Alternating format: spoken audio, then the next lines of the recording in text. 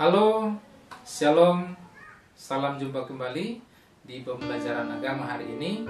Semoga kabar kita kabar baik dan sehat. Baik, seperti biasa, kita diajak untuk menyiapkan diri untuk menghadirkan Tuhan dalam hati kita, dalam diri kita. Maka silakan kita awali setiap kegiatan dengan doa. Seperti biasa akan saya berikan teks doa yang boleh kamu baca, boleh kita baca, baik langsung ataupun dalam hati. Maka lihat teks doa berikut ini.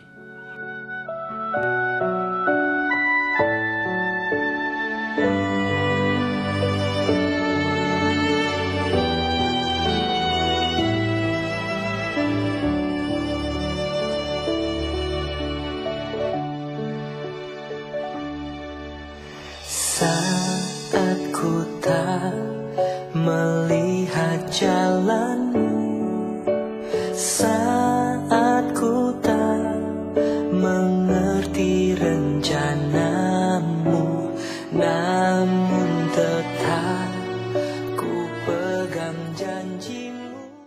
Oke, baik, kita lanjutkan materi kita hari ini yang masih berkaitan dengan minggu yang lalu. Ini masih tentang tugas-tugas gereja. Lihat di samping ini, tugas gereja yang melayani atau diakonia. Ini sekaligus menjadi tugas yang terakhir dari kelima tugas gereja. Kita lihat satu persatu. Yang pertama adalah dasar pelayanan gereja. Dasar pelayanan dalam gereja adalah semangat pelayanan Kristus sendiri. Jadi Kristus yang melayani itu, Kristus yang memberi diri itu, Kristus yang menjadi rendah itu, itulah yang menjadi dasar pelayanan gereja juga. Kemudian pelayanan Kristiani adalah sikap pokok para pengikut Yesus itu. Jadi inilah yang disebut sebagai sikap Kristiani yang meneladan cara hidup Yesus. Inilah dasar pelayanan dalam gereja. Kemudian berikutnya, yang kedua, ciri-ciri pelayanan gereja. Jadi apa saja yang termasuk menjadi ciri-ciri pelayanan gereja? Yang pertama adalah bersikap sebagai pelayan. Jadi kalau pelayan itu tentu yang dengan kata lain kita sebut pembantu, bahkan nanti mungkin kasarnya adalah babu begitu ya, yang biasa disuruh-suruh. Jadi pelayan itu adalah bersikap sebagai yang paling rendah dari semua. Itulah memang yang selalu ditampakkan oleh Yesus. Yesus sendiri yang dengan segala kemuliaannya, segala kekuasaannya turun dari surga menjadi sama dengan manusia, bahkan lebih rendah dari manusia. Itulah sebagai ciri pelayanan gereja juga yang ditiru oleh para pengikutnya. Kemudian kedua adalah kesetiaan kepada Kristus sebagai Tuhan dan Guru. Pelayanan gereja adalah menimba kekuatan dari Yesus sendiri. Kekuatan apa? Tentu yang selalu komunikasi dengan Tuhan sendiri lewat doa, tentu juga dengan melaksanakan segala perintah-perintahnya. Kemudian yang ketiga adalah orientasi pelayanan gereja terutama ditunjukkan kepada kaum miskin. Boleh kita lihat beberapa cerita nanti dalam kitab suci bahwa memang kepedulian Yesus itu sangat banyak terarah kepada orang miskin, orang yang menderita, orang yang sengsara, orang yang diasingkan. Maka pelayanan gereja juga selalu dikatakan option for the poor. Jadi ditujukan kepada orang-orang yang paling membutuhkan. Kemudian yang keempat adalah kerendahan hati. Kerendahan hati di sini bukan berarti menjadi kecil diri atau katakanlah misalnya rendah diri, bukan. Dalam pelayanan gereja kita harus tetap bersikap rendah hati, melihat dirinya sebagai hamba yang tidak berguna.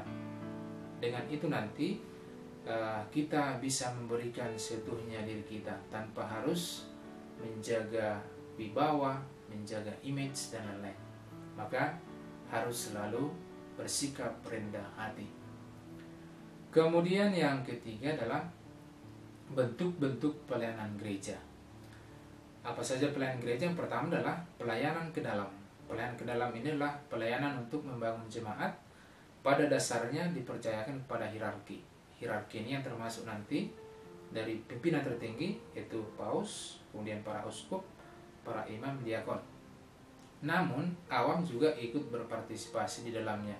Partisipasi yang nampak ini nanti misalnya seperti Katolik yang saya sebutkan di sini, misalnya seperti pengurus lingkungan dari yang paling kecil ya, kemudian ketua dewan stasi, prodiakon. Inilah nanti yang boleh kita sebutkan partisipasi langsung dari awam untuk membangun pelayanan ke dalam. Kemudian yang kedua adalah pelayanan keluar. Pelayanan keluar ini tentu pelayanan demi kepentingan masyarakat luas. Misalnya pelayanan di bidang kebudayaan dan pendidikan, di bidang kesejahteraan, di bidang politik, hukum, juga kesehatan, pendidikan sudah kita sebutkan, dan lain-lain. Nah, jadi banyak nanti misalnya seperti sekolah, yayasan, kemudian misalnya rumah sakit, kemudian misalnya rumah rehabilitasi, atau juga misalnya pengacara dan lain-lain. Inilah pelayanan gereja keluar. Jadi selain ada dua tadi, di dalam kemudian keluar. Maka ini yang bisa kita sebutkan, bisa kita terangkan di sini bagaimana gereja yang melayani itu. Jadi di sini sebelum kita tutup, saya akan menampakkan satu video yang boleh kamu lihat.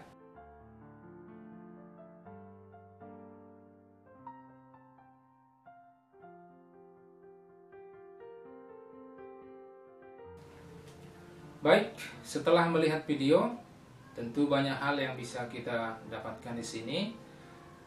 Baik itu informasi ataupun nanti bagaimana mereka melayani, bagaimana mereka memberi diri kepada orang yang betul membutuhkan itu. Maka demikian untuk pertemuan kita tentang tugas gereja yang terakhir, yaitu gereja yang melayani atau diakonia. Semoga juga kita menjadi pribadi-pribadi yang juga ikut mengemban tugas ini, yang selalu siap menjadi pelayan, melayani sesama, melayani keluarga, dan juga nanti melayani orang-orang yang ada di sekitar kita. Ini yang bisa kita sampaikan. Semoga materi ini bermanfaat dan berguna bagi kita. Maka sekian dan terima kasih. Shalom.